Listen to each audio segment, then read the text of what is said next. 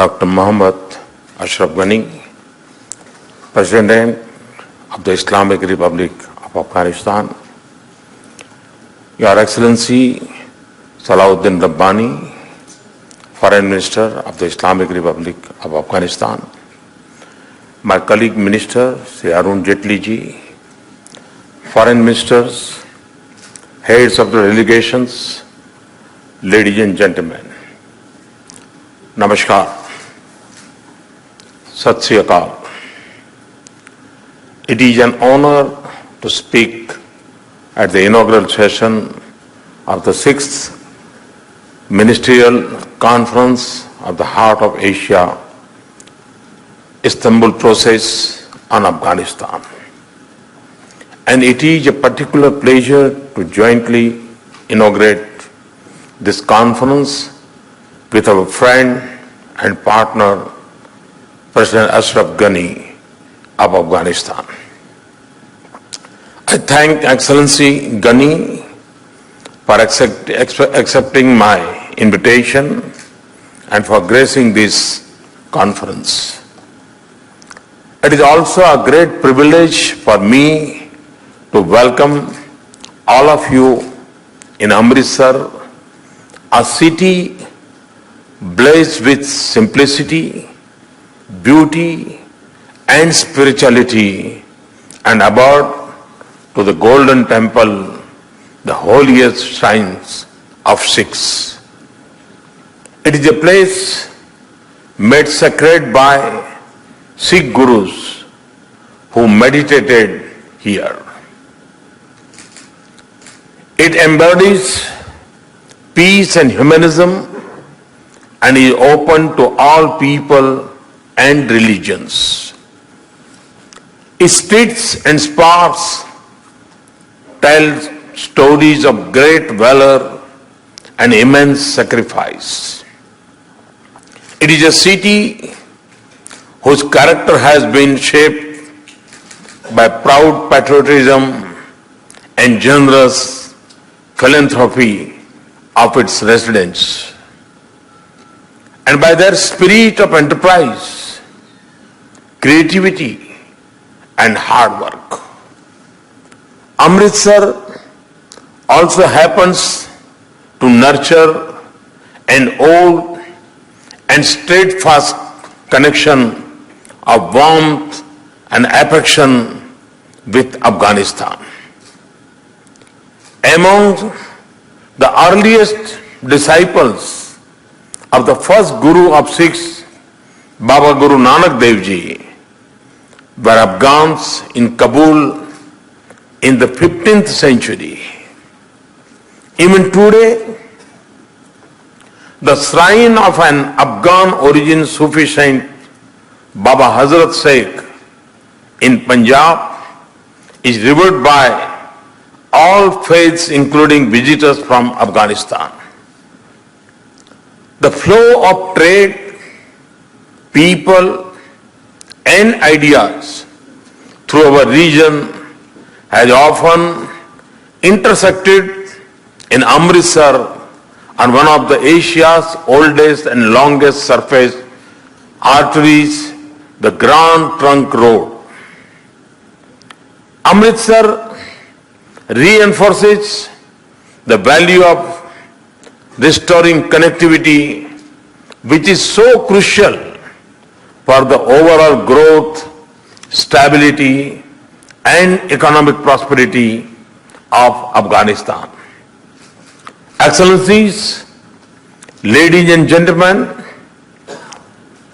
since the turn of this century, the international community has extensively engaged in Afghanistan. Major powers, regional countries, and concerned nations from around the world have cooperated through multiple programs of political, social, military, economic, and developmental support. Our gathering today reaffirms the commitment of the international community to durable peace and lasting political stability in Afghanistan. Our words and actions remain focused at advancing a critical unfinished mission of our time, and that is to help Afghanistan build and strengthen its social, political and institutional fabric, secure its territory and citizens from external threats, spur its economic and development activity, and stage a stable and prosperous future for its people. Indeed, this is also the intent of this conference, aptly captured in its theme, addressing challenges, achieving prosperity. We have no doubt about the scale of the challenge, but we are equally determined to succeed. The results of our collective efforts thus far have been hard-won but mixed. There have been important successes. Much more remains to be done. The need of the hour is to stand our ground and continue with our line of effort. We must protect and build on the gains of the last 15 years and march ahead. Because at stake is not just the future of Afghanistan that has been invested in a vision of development, democracy and pluralism, but the peace and stability of this entire region and beyond. Let us also reflect with urgency on what more must be done and what we must avoid in Afghanistan so that its citizens can self-sustain peace and economic growth. The answers are all there. The question is of resolve and action, and of putting Afghanistan and its people first. For this first, an Afghan-led, Afghan-owned and Afghan-controlled process is the key. It is the only guarantor of durability of solutions.